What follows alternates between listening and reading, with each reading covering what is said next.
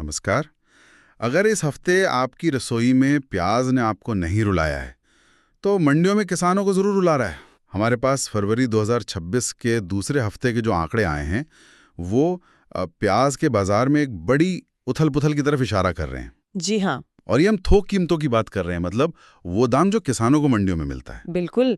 जो retail price है वो एक अलग कहानी है। हाँ, उसमें तो बड़ा फर्क होता है। तो आज हमारे सामने एक विरोधाभास है। एक तरफ तो कीमतें पिछले साल के मुकाबले जमीन पर आ गई हैं, लेकिन दूसरी तरफ कुछ राज्यों में इसी हफ्ते कीमतें रॉकेट की तरह ऊपर भी गईं।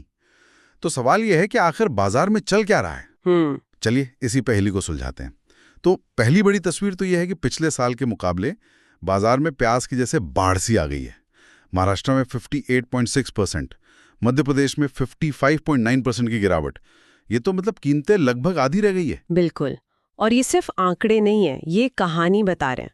अक्सर होता ये है कि जब पिछले साल किसानों को अच्छे दाम मिलते हैं तो अगले साल ज्यादा किसान प्याज उगाते हैं। ये सोच करके फिर से अच्छा मुनाफा होगा। हाँ, नतीजा होता है जरूरत से ज्यादा सप्लाई और कीमतें धड़ाम से नीचे आ जाती हैं। हम शायद उसी चक्र का नतीजा देख रहे हैं। अच्छा, तो ये एक तरह की बूम बस्ट साइकिल है। बिल्कुल, कई फसलों में देखने को मिलती है। ठीक है, तो साल दर साल तो कीमतें गिरी हैं, पर क्या इसका मतलब है कि इस हफ्ते हर मंडी में प्याज सस्ता ही बिका? नहीं, बिल्कुल नहीं। और यहीं पर कहानी और पेचीदा हो जाती है। जब हम साप्ताहिक बदलाव देखते हैं तो तस्वीर बिल्कुल अलग है।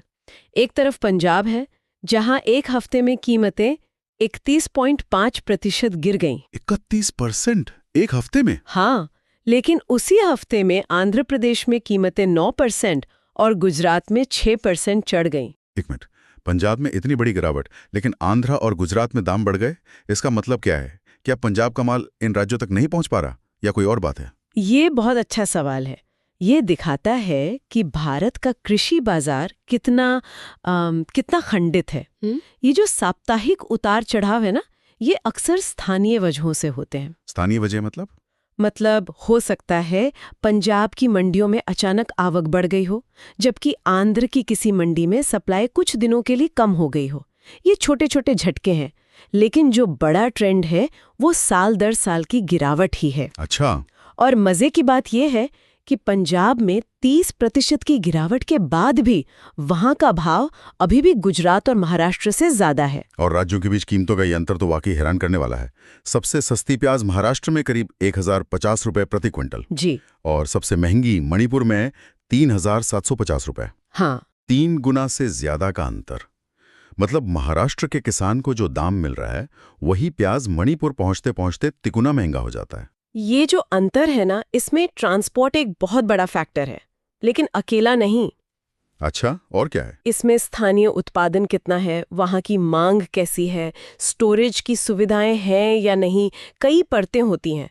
मुझे याद है एक बार मणिपुर के एक व्यापारी ने बताया था कि नासिक से एक ट्रक प्याज इम्फाल तक लाने में जितना खर्च होता है, उतने में कभी-कभी वो आधा ट्रक प्याज और खरीद सकते हैं। इससे आप लागत का अंदाजा लगा सकती हैं। समझ गया, ये तो कमाल का अंतर है। लेकिन महाराष्ट्र और मध्य प्रदेश जो पड़ोसी राज्य हैं और दोनों ही बड़े उत्पादक हैं, उनकी कीमतों में भी थोड़ा अंतर दिखता है। हाँ, मामूली अंतर रहता है। इसकी क्या वजह है? क्या किसी एक राज्य की क्वालिटी बेहतर मानी जाती है? हाँ, कई बार क्वालिटी और प्याज की किस्म का भी असर होता है। साथ ही ये भी होता है कि किसी एक राज्य की मंडियों की पहुंच बड़े खपत वाले शहरों तक बेहतर हो तो उन्हें थोड़ा बेहतर दाम मिल जाता है। पर मोटे तौर पर इन बड़े उत्पादक राज्यों में कीमतें कमोबेश एक जैसी ही रहती हैं। और वो ही देश के बाकी हिस्सों के लिए एक बेस प्राइस तय करती हैं। बिल्कुल। तो इस सब का मतलब क्या निकालें? मुख्य बात यह है कि बाजार एक साथ दो कहानियां कह रहा है। एक कहानी किसानों के लिए चिंता की है, जहां दाम पिछले साल के मुकाबले आधे रह गए हैं। हाँ। और दूसरी कहानी स्थानीय बाजारों की है, जहां हर हफ्ते छोटे मोटे उतार चढ़ाव जारी हैं। बिल्कुल। और ये हमें एक बहुत ही महत्वपूर्ण सवाल पर लाकर छोड़ता है। वो क्या?